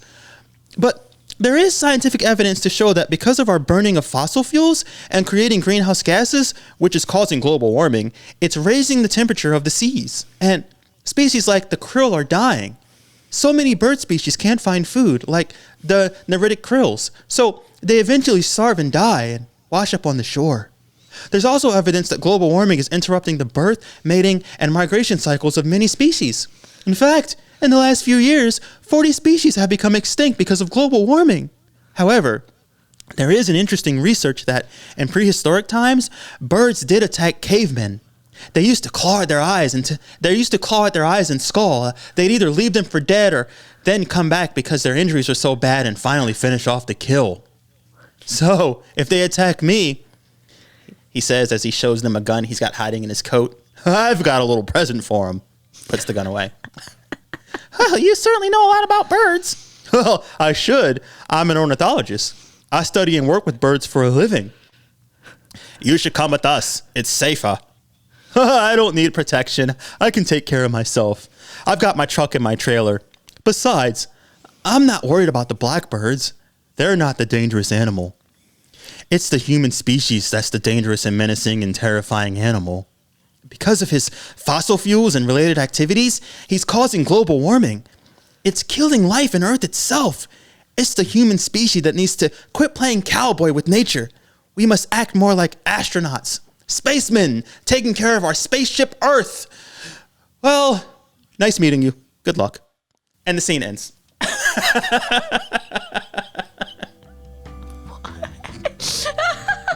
What? The scene ends. End scene. End scene. I'm gonna have to go watch this movie. You really do. I mean, you don't, but you do. That like didn't go anywhere where I expected it to. None of this movie goes anywhere you expect it to. I promise. Okay, the scene ends. We cut to a shot of Rod and Ramsey chilling in the van while they wait for Becky to finish pooping. I'm not kidding. But she won't. Alright, you listen to the spoiler alert. So, Becky has to make stinky. Sorry. I'm so immature. Becky has to make stinkies, and Natalie went with her to watch her back, figuratively speaking, while she does it. They both... We are not going to make it through this. Okay. Becky has to make stinkies, and Natalie went with her to watch her back, figuratively speaking, while she does it. They both took guns with them.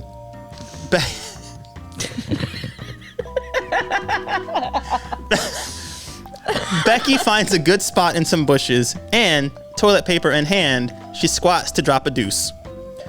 But before she can even bake a loaf, before she can blow mud, before she can chop a log, cook a butt burrito, curl some pipe, dump a stump, flout a trout, park some bark, log an entry, before she can launch a butt shuttle, squeeze some cheese.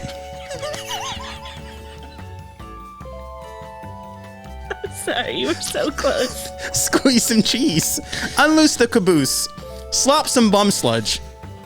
Before Becky can even drop some potatoes in the crock pot, she's attacked and killed by a bird. More. I haven't even heard of half of these. Okay, continue. So, I mean, I can read them again if you like. I don't think I can make it through it again. All right. So, before Becky can even drop some potatoes in the crock pot, she's attacked and killed by a bird. More bird attacks follow, with none of them really worthy of in-depth analysis. Ramsey gets killed by a group of birds who poop bucket loads of acid into his face. There's a bird attack at a gas station. There's a bird attack on a man who tries to steal Rod's gas. There's a bird attack in a forest after a man who lives in a tree talks about global warming before being interrupted by a mountain lion. Well, we don't actually see the bird attack in that scene, but there's a forest fire, which we can safely assume was caused by the dive bombing exploding birds. Rod, Natalie, and the two kids keep traveling in the van until it eventually runs out of gas next to a beach. The kids complain that they're hungry, but they don't have any food. Luckily, Rod notices that there's a fishing rod and a stove in the back of the van. How convenient! They make their way to the water's edge. The kids, having apparently forgotten about their dead parents and the other death and destruction they witnessed firsthand, laugh and play ball on the beach. Rod catches a fish and drops the whole thing into a pot of boiling water. But then, another bird attack. Rod, Natalie, and the kids run to the van and lock themselves inside. Rod shoots his gun out of the window until finally he runs out of bullets. They're stuck. The birds continue attacking the van. One even cracks the windshield. It's only a matter of time before they get in. They're doomed. But then, okay, normally I prefer to avoid giving away the ending of the movies we misinterpret here. The reason for that is, if you're listening to an episode where we analyze a movie you haven't seen, I want to give you a reason to actually go and watch it. But I'm gonna make an exception here. I'm gonna tell you exactly how this movie ends. So, spoiler alert! Spoiler alert! If you don't want to hear the ending, stop listening right now. Okay? Because this ending is incredible. It takes everything we've seen so far and wraps it up in such a way that can only be described as brilliant. But if you'd rather experience it for yourself, this is your last chance to do that. All right? All right. Here's how Birdemic ends. The birds continue attacking the van until, finally, they turn around and fly away. The end. That's it. That's how the movie ends. I'm not joking. As Rod, Natalie, and the two kids stand on the edge of the beach, shoulder to shoulder, watching the birds fly off into the horizon, Natalie turns to Rod and wonders aloud, I wonder why they stopped the attack. So do we, Natalie. So do we. The credits roll. The movie mercifully ends. That they don't even give you anything. I'm still gonna watch it, but I'm gonna be like, at the end. Like. Well, we're going to do the impossible. Let's make this movie make sense. Make it make sense. We're gonna make it make sense. First, Make it make sense. let's quickly review what we've established so far. Rod is negativity and Natalie is us. This movie is a warning about what happens when we ignore all the red flags and warnings. We ignore all the red flags and fall in love with negativity. It's also a story about what happens when people who truly love and care for us try to pull us out of that world. I'll explain what I mean. Remember, the bird attacks don't begin until the morning after Rod and Natalie consummate their relationship on the motel bed. This is the point where Natalie fully commits to this relationship with negative thinking. She enters that world with no intention of ever leaving. In fact, just before that scene, when they're having dinner, Natalie tells Rod, quote, "I feel like I could be with you for a long time." So then, after they bang it out on the bed, the birds attack. But why? Why does Natalie's commitment to negativity lead to bird murder, you ask? Well, it doesn't. You see, the birds aren't actually killing anyone. The birds represent the loved ones who come to our aid to pull us out of this world of negativity. They're not causing death, they're causing life. It only looks like death to the people who are still stuck there. To the people who still exist in that world of negativity, the ones who've left are basically dead. They no longer exist. And this is something that I've both observed and experienced firsthand. And it's something that I talk about a lot. See, Children of the Corn episode. When you work hard to improve yourself, when you focus on self-care and self-improvement, when you dedicate yourself to becoming more like the person you want to be, you lose friends. One can argue that any friends you lose in this manner aren't really friends at all, and one would be correct. But that doesn't make it hurt any less. To them, to the people who find comfort in a world where everything is awful, everyone is allegedly out to get you, and the worst case scenario is the only case scenario, true happiness isn't just frowned upon, it's forbidden. And pursuit of it means you're dead to them. And I speak about these people so confidently because not only have I known several of them, but at one point in my life, I've been one of them. But luckily, I've had bird friends to help pull me out of that. And nowadays, I do my best to radiate love, empathy, support, and positivity. I'm sometimes treated like an exploding bird. It is what it is. So, taking all of this into account, we can finally explain the ending. Rod, Natalie, and the two kids stand at the water's edge, wondering why the birds have suddenly stopped attacking. It's because the birds gave up. Rod sucks. Natalie kind of sucks too. And the kids are the worst. All of these characters are awful. But they want to be awful. They're miserable, but they like being miserable. So they're happy. And the birds finally realize it. Which leads us to the most important point. People only change when and if they want to. And some people just don't want to. And sometimes the best way for loving, compassionate birds to show their support is to respect that and move on. So this leads us to our final block of discussion. I want to talk about our own experience with being in this world, escaping it, and reaching back and trying to pull others out of it too. How difficult was it for us to realize where we were and to escape that? And I want us to talk about how others react when we try to help them escape too. And go. Oh, man. I mean, I think we've definitely, I don't know about at least for you, but at least for me, been in that situation where you are at a point in whatever process you're trying to go through in which you're bettering yourself, you know, whatever that looks like. And you know, there's someone around you who just like, it's almost like your progress somehow like makes them feel bad about whatever it is that they're doing. And it's like, you know, which I mean, it says obviously more about that person than you, but it's sort of like, you know, what, at least for me, I wasn't really sure what to do in that situation where it's like, you know, I can't stop bettering myself just because you're not at a place or at the same place that I am. And it's like that, you know, I'm not saying like do what I'm doing. I'm just saying like I'm going to go over here and do what I'm going to do. And I just want your support with it. But, you know, me doing my thing is not like a reflection on like, oh, I think you should be doing this. Like, you know, it's like trying to have that also that separation. It's like it goes back to the thing you said about holding two separate ideas at the same time. And I think that what you just touched on is like it's possible for you, Sarah, to not agree with what someone is doing because it's not good for you, but also not hate that person for it. And I do that a lot with people who criticize something that I'm doing and tell me I shouldn't do a thing. Or if I have a trait that I like and people criticize it and try to criticize it out of me, it's that I feel like whenever that happens, whenever that happens to us, we're triggering something in them that they're insecure about.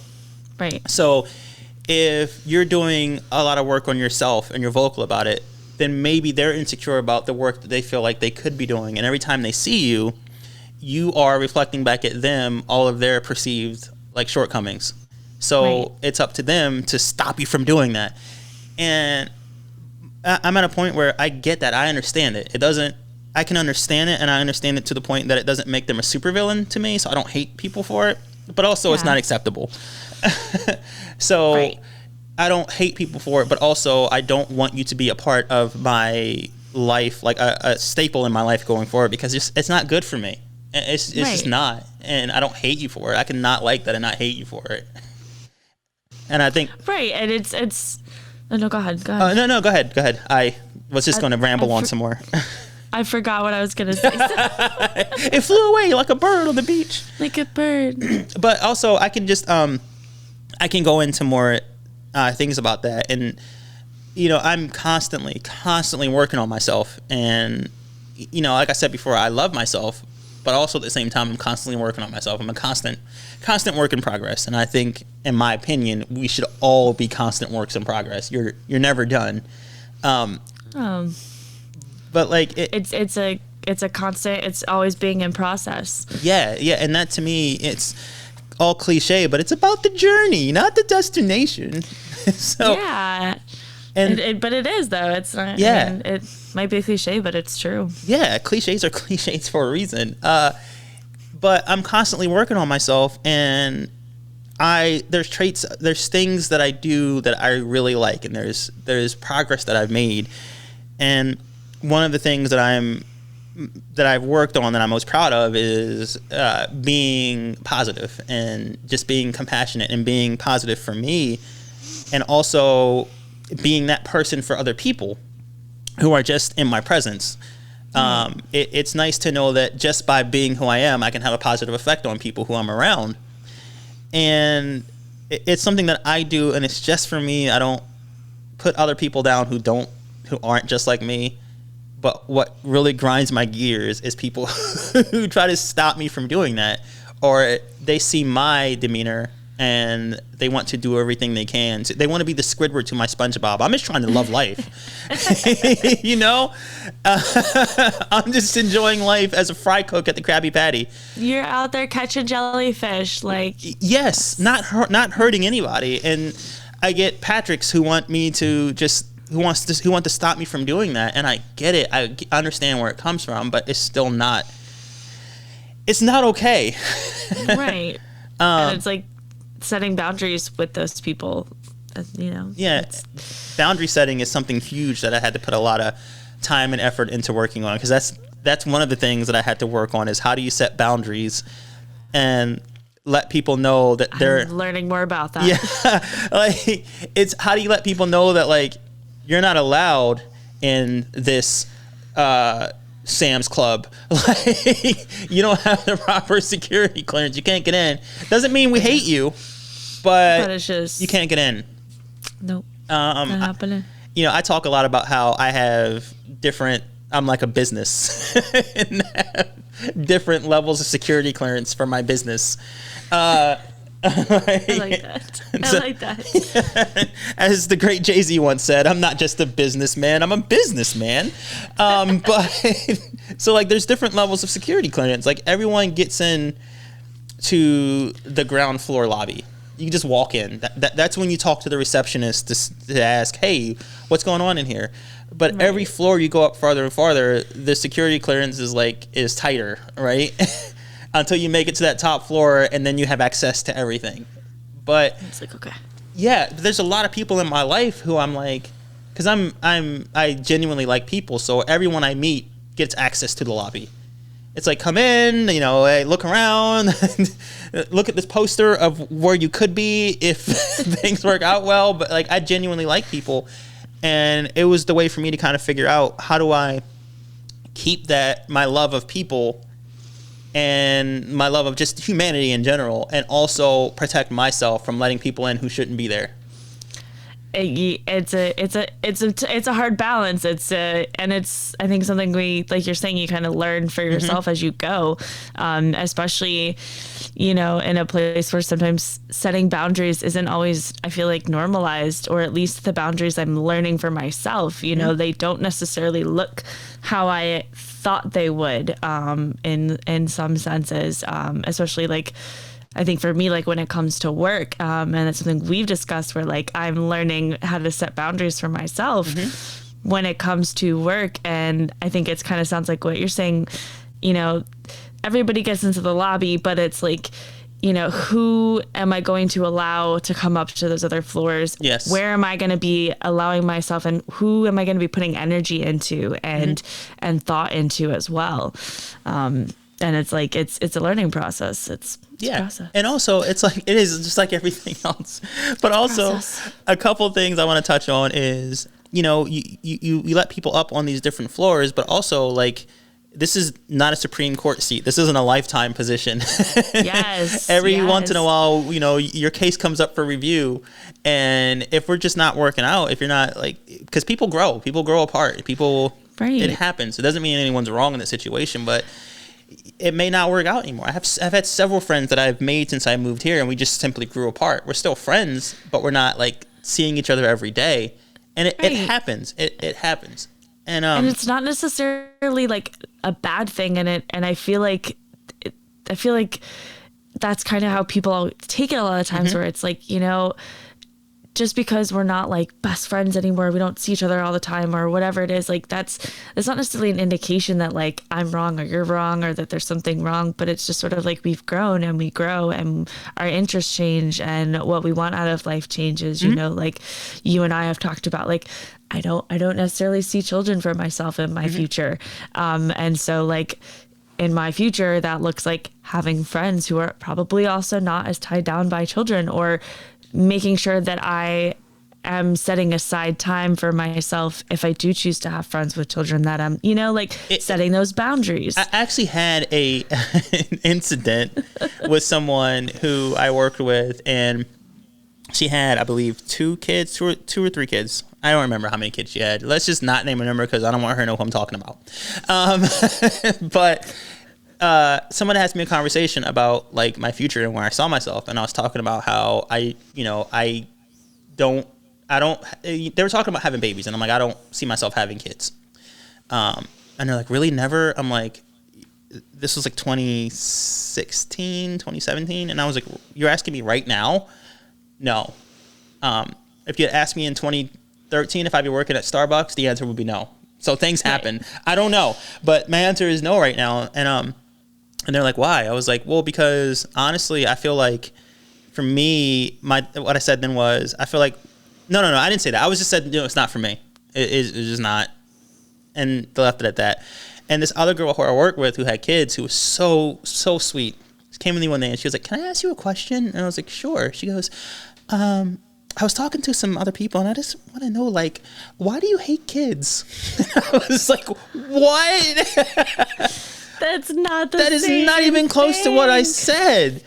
And she was like, well, what did you, if you don't mind me asking, what did you say? I was like, I just said, I don't want kids right now. Like, I don't want kids. And she was like, well, if you don't mind me asking, then why? And I was like, well, here's the thing. And she asked so nice. Usually I would be like, that's none of your business. Leave me alone. But she was so nice.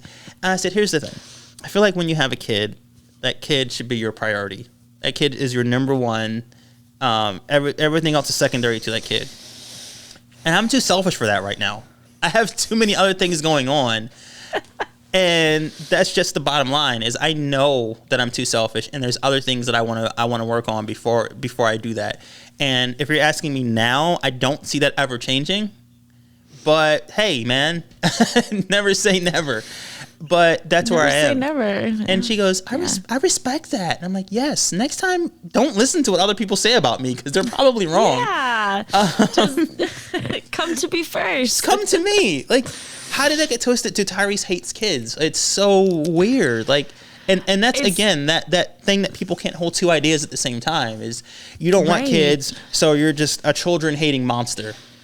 Like, what? It's so not true, because like I enjoy children. I find their sense of wonder to very much match my own in a lot of ways. So like I like showing kids how to do new things. I have younger sisters, you know, who I'm, you know, one of them is 3, one of them is 12. Like it's, you know, I like being around children, but I also am like you in a lot of ways where there are things I want to do, and just for the kind of person that I am, you know, I would feel unfulfilled if I didn't get to explore and be creative and do some of the things that I want to do that don't involve having children. Because I also, if I did choose to have children, I would want, in order to feel like a decent parent, I would need to, exert a certain amount of energy and attention. And, and that, at least for me, is a very daunting idea. And is not necessarily something that I am like, ooh, yes, I want children, like I would rather be auntie to some of my friends' kids, right, yes, who have had children. Like, that excites me. I'm like, I can get that feeling without having to birth my own or have my own children. Like, can you imagine what kind of deadbeat dad I would be if I just spent the week writing a 4,519 word essay about Birdemic instead of tending to my child? like no, just like, what? Are you kidding me? Sorry, but that's, it's just, again, it's the whole just respecting people and believing them, I think. And I know that I have some, and you too have some thought processes and beliefs and just things, the ways that we live our lives that don't compute for other people. But you don't have to understand. You just have to believe me when I say it. Like, if you're telling me, I love kids, I love their sense of wonder, and like I love them, and then I'm like, okay, well, have them, and you're like, no, I don't want to have kids, and I'm like, I don't get it. It doesn't compute. Well, you don't have to get it. Just believe me when I say it. that those two things hold true for me at the same time. And also, I think we talked this, like, respecting people's ability and will to change their mind. Yeah. Like, okay, like, we've been friends for however long, and all of a sudden, or maybe to me, all of a sudden you decide you are going to change your career and go do something else. Like, okay, like, I didn't know you wanted to do that, but like, all right, like, that's within your power and within your person to change as you see fit. Right. Or like, and I just, although I have to share a story about me being surprised that it changed. I didn't say anything, but I have a friend excuse me, who's super vegan, and we hung out, and this friend was like, as last I knew, this friend was super vegan, like vegan. And we hung out, and this friend was like, hey, you want to go Chick-fil-A? I was like, sure. Okay. What? Are you offering me chicken? Meat no longer murder? Okay. I mean, I didn't, that was what I said in my head. I didn't call out anyone, but I was just like, oh, well, look at that. Right. It's just a lesson in how people change. And it's just, but getting back to this world of negativity thing, the one thing that we didn't touch on that I wanted to touch on is trying to pull people out of this. And is it our place to pull people out of this? And my answer is emphatically no. It is not our responsibility. It's not our place. It's not. It's got nothing to do with us. All I can do is first. Let me get your thoughts first while I drink this juice, because I have some things to say. I would say it's not our responsibility to pull them out. I would say if it is someone in your life who you care about, I would say, it is your responsibility to be there as a resource when they finally are ready to pull themselves out. Because, and I speak from personal experience, when, my mom, when everybody was saying, you need to go get help, you should consider, maybe taking a break from school and going and getting some help, pretty much. And I was like, no. And I didn't listen. And of course, I didn't realize until I finally was ready and was like, okay, like I need help. And it's almost like sometimes if you keep pushing and pushing, it's like you almost get further and further into it instead of finally being able to look around and be like, oh, like I don't actually want to be here. And then it's like, okay, you're offering, I see the hand now, I'm ready to grab the hand, you know, and I think that's sort of our obligation, you know, because you're right, you can't make somebody want to get better. You can't make somebody want to do something. And if you are doing that, then you're really not respecting their consent either, to be honest. So it's like, you know, and that's not saying like, don't speak truth and don't be honest with people. But at the same time, like, you can only say it so many times, and then at some point they have to figure it out for themselves, and then you can just be there. I agree 100%. And I also think that this ties into something that we've been saying, and something that I try to live my life by is, you know, first of all, I am a very big fan of just religious studies in general. I love like reading about different religions and studying them as much as I can when I'm not writing about Birdemic, just to kind of see how different religious beliefs kind of have different routes to the same destination, or different religious teachings. And one theme that pops up a lot is be an example. Just be an example for people to follow. And that's something that can apply to lots of different things. And it's just like, for me, when I exist, I am not going to, for lack of a better term, preach to anyone about what I do and what works for me and how I exist. I am just going to be myself and live my life. And if someone sees that and is like, wow, that's really cool, I'm going to get to know this guy, or I'm going to talk to him, or I'm going to ask questions, I'm always here for that. I'm always here for sharing stuff, but never unsolicited. Right. Nothing should ever be sent unsolicited through a cellular phone. But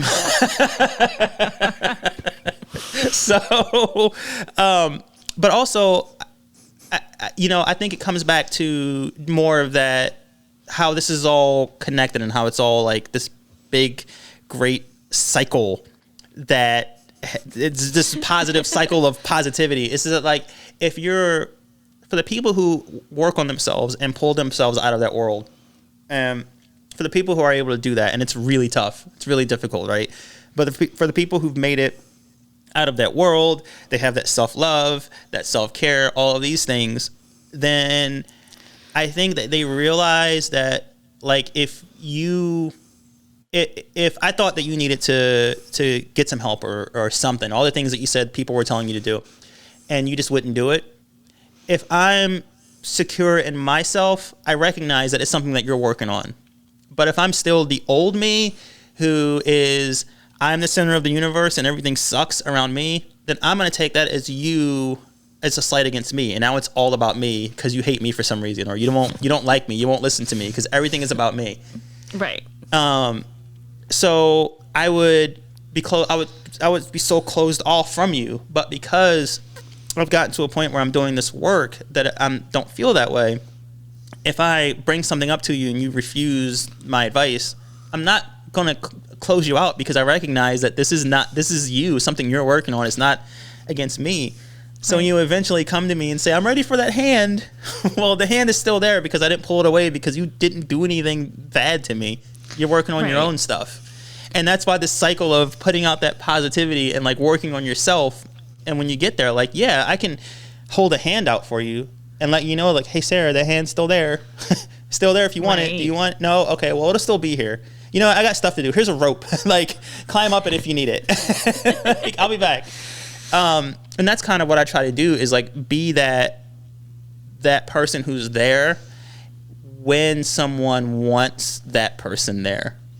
But if you don't want it there, I'm not gonna like try to grab your hand without your consent, you know? Right. And force you out, I guess, before you're ready, because it's I feel like when people do that, it's temporary, you know. It's not lasting. It's sort of like fad diets, or any diet, really. But it's like, you know, you might lose the pounds, but then, you know, 6 months later they're right back there, because nothing, you know, necessarily fundamentally changed. It was, you know, just the for the minute or whatever. Yep. And I've seen that too, of people who are like, who have said, you know, I want to change, and you know, that's another thing. People, I want to change. Help me out. And help me becomes do all the work for me. while I become the same person that I stay the same person that I was. It's like, that's not helping, that's doing. Right.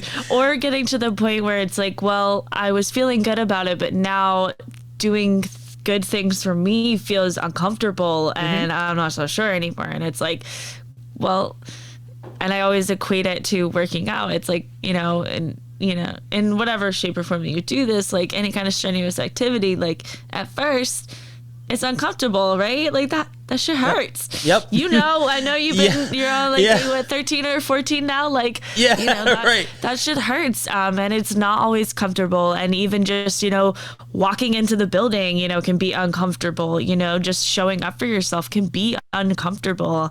And so it's like, you have people who it's like, well, I don't want to be uncomfortable. And it's like, but sometimes, if you want to change, then sometimes, you have to get through the uncomfortableness of it, That's a great example because with working out, it's like there's so many positive aspects to it that you read about and that you learn about, and like just for not even the physical like part of it, just the mental and all the other parts of it. There's so many benefits to just your energy, your mental health. But when you first start, you don't get any of those things. Everything hurts. You're tired. You just feel worse than you did before. And to top it all off, you don't see any like results in the mirror. Right. But what we have for exercise is just the visual is you can look at someone like Terry Crews who can make his boobs jump, and you go, oh, okay, I know that I could eventually get there if I know that that's a pinnacle that people can get to. Like you turn on, UFC, and you see guys fighting with their shirts off, and it's like, oh, I can see that's physical activity can get you there. And I think along the same lines, it's important to just be and just exist and have people say, oh, like I feel like this isn't going to work, but I have people who I love and trust who are telling me this, that this is good, and I see them that they've been through it. And that's another reason why it's important to be vocal about struggles, about anything with mental health or things like that, so people can see that you're not just telling them like what to do, you're telling them what you did and how you went through it, and they can go, oh, this feels wrong, this feels like it's not going to work and nothing's happening, but this person who I trust is doing it and they went through it and they got here, so maybe there's something to this. Right. So that's why I always say it's so important to talk about things that we talk about, and even on this podcast, is to remind people that who think that, like, who look at me and go, he's got everything all figured out, he's got it together. No, not really. No, I got it more together than I did before, but no, and no one does. And I think that people forget that no one has it all figured out. Everyone deals with stress and anxiety and things. Well, not actually anxiety disorders, but everyone deals with stress and some level of anxiety and some level of, negative self-image. And also, you know what? Right. We're getting really close to giving our final thoughts. So what I'm going to do is turn this up. So everyone deals with that kind of like negative self-image, and it's important to, I said this before and I'll say it again, I've said it a million times, there's no real strength in hiding anything that you're struggling with. Like I wish I could help people realize that being strong doesn't mean never showing emotions. It doesn't mean never showing vulnerability, because everyone experiences those things. So by covering it up, that's a sign of weakness because you're afraid to kind of show that. But once you open up and find that strength, then you help so many other people who are struggling with the same thing. Even if they don't say it, you're helping people. Add on to that, I think the more people that open up to it and are safe environments for other people to open up to, because I know that for some people it's that they've done it in the past and it hasn't worked for them. And I feel like the more of us that do it, the more of us, are going to be seeing and being seen as safe places to do that. Yeah. It's awesome. It spreads. Like one person, it's like, what if we could spread self-love like COVID? Like, what if, because one person can affect so many people and you may have no idea. And it's not just the face-to-face conversations telling someone that, something positive and helping them. It's someone observing you from afar and never telling you how much you helped them out. Just by existing and being who you are, you've helped people so much. And that's huge. Yes, I'm absolutely. It honestly, it goes a lot with someone who I've been reading of. Sonia Renee Taylor writes a book called The Body Is Not an Apology, and a lot of that is about radical self-love. And it's like, it's very hard to manifest a world in which you haven't manifested in yourself. It's like how, that's like the most powerful thing you can do is to love yourself, and then, like you said, have others see that and know, oh, they love themselves, I can do that too. And they love themselves just as they are. That doesn't mean there's not like room for improvement, or not even improvement, but it doesn't mean that they don't want to change things about themselves, but they can still love themselves as they are. Yeah. And to add to that, you just reminded me of something else that I had I had worked on. And going back to the people pleasing type of thing, me saying that I have people in my life that I really care about and I just want to please them. Well, I kind of realized that, I'm going about it all wrong, because if I just try to please them, I'm not being my best self for them. But if I just go inward and work on me, I can be the best me for this other person who I claim to care about. And so if I really want to help this person and please this person, why not be the best me that I can be? Right. Yes. Like, why not give them the best version of me that I can, and the happiest, most genuine, most well-adjusted version that I can, instead of just ignoring me and then dumping all these unresolved issues at their feet, whether I realize it or not. Right. And I was like, oh, you mean I can help others by helping me? Well, I like helping others, so I'm going to help me. Yes. And I think there's like a accountability in that. And it's okay. Like if it's someone that you love and you've said to them before, if you told them like, hey, what you're doing hurts me, and they're not changing anything, I think it's okay to also say like, I love you, but I also need to distance myself from this because you're not, I'm giving you all these opportunities in order to change, in order to have a healthy relationship with me and yourself, and you're not doing it. And it's like, it's not healthy for me. And I think it's also okay to set those kind of boundaries. Like sometimes that's what's best for you. Yeah, and again, it's like you said, it doesn't mean that I hate you. It doesn't mean like everything, there aren't these big extremes. Like when I said I was doing the friend audit, when I came out of that, I realized there were some people who weren't in my life anymore. And I was just like, why does this person hate me? And I got in touch with them, and I was like, oh, wait, no, you did me a favor. We are not the same people. It's right, like, you're not a bad person, but we are not. There's nothing there anymore. I hope that you're enjoying life, and I'm doing well, you're doing well. Let's just stay apart. These are obviously the courses we were meant to take. Yeah. And, this is exactly how it was all supposed to work out. Yeah. So anyway, I think that will about do it for this episode. We've gone for a long time. This is good though. I want my episodes to be a little longer than they were. I think we've achieved that tonight. I don't even know what time it is or how long we've been doing this. My timer here says 2 hours, 8 minutes. Yeah. With a little battery break in between there. Yeah, that's funny. So do you have any final thoughts? I mean, you just shared some pretty good final thoughts. Do you have any final thoughts before we rock out to the Misinterpreting Movies theme song one more time? I know the negativity. I know it can be comfortable, and I know it can be very easy to stay there, but I think you can still be positive and you can be realistic at the same time. And, I think that's the way to be, man. Yeah. And I will add that, there are a lot of unknowns in our life in general and days. And you don't know if something is good or bad, or you don't know if something is going to be beneficial or hurtful. Just whenever those situations arise, just keep track of whether you're going to the worst case scenario, or whether you're like, if you're always jumping to the worst case scenario when it's a scenario where you don't have the answers, that's something to be mindful of. Right. That's something to really be mindful of. Now, there's some things that are just bad. Right. And there's some things that there's just no getting around it. Again, COVID, it's bad. Right. But there's some things, and it's just small things. If you get a letter in the mail from someone, Is it something bad or something good? Someone you haven't talked to in months. Is it something bad? Are they just saying hi, or are they telling you they have a terminal illness? Like, you don't know.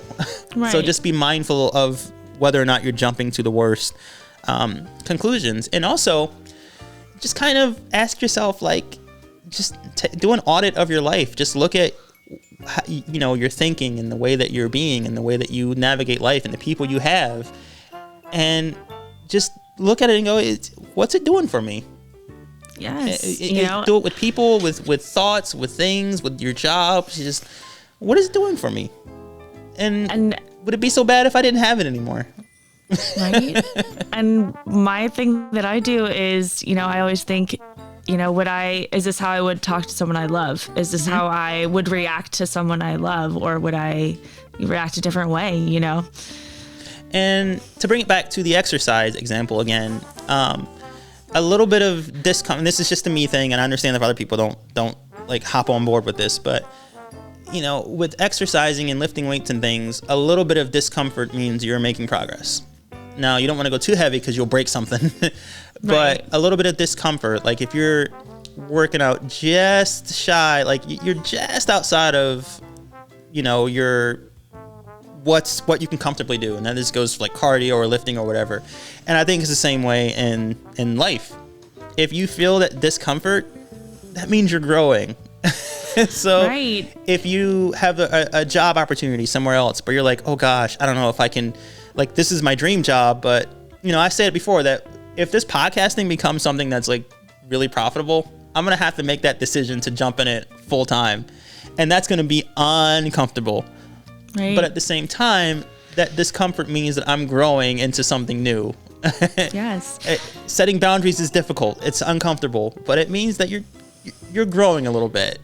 Yes. And it doesn't just all happen at once, just like No. with working out. You can't go ham for 8 hours and then all of a sudden wake up a totally different, that's not how it works. It's No. it's process. Yeah, you can't wake up and say, you know what, I listened to this podcast with Tyrese and Sarah. I'm going to be positive. I'm going to love people. I'm going to set boundaries. I'm going to drink water. I'm going to, like, you can't do all these things. You can't go cold turkey. Like, it's Yes. just, it's a process. It's a long, slow process, and you should enjoy the process. And the fun and the enjoyment and the fulfillment shouldn't necessarily come from the results, but from the process itself. Yes. Because it's slow and it's going to take a while to get to where you need to be. Exactly. Yes. And with that, I think it's time for some to rock out. And by the way, feel free to sing along if you feel the need. Are you ready? Yes. This has become a tradition, so if you'll excuse me. DJ, hit it! Misinterpreting all the movies that you've seen. You might not have seen all the movies we're misinterpreting. That's alright, that's okay. You're really smart, and that's fair play. Misinterpreting all the movies that you've seen. You might not have seen all the movies we're misinterpreting. That's alright, that's okay. You're really smart, and that's fair play. Misinterpreting. Oh, and I almost forgot to mention, Donald Trump lost. Stop the steal. What happened to that? We're gonna make America great again. Stop the steal. What did you stop? You stopped nothing. Oh man, that's beautiful. Anyway, goodbye. See you next time. Oh, Ooh. I almost forgot. What? I wanted to say hi to Joe, and if you ever want to talk about Lovecraft Country, I'm here for it. I nerded out and I went and read The Count of Monte Cristo, so I'm really here. By the way, I'm glad you said that because we have a big announcement coming up next week. Goodbye, guys.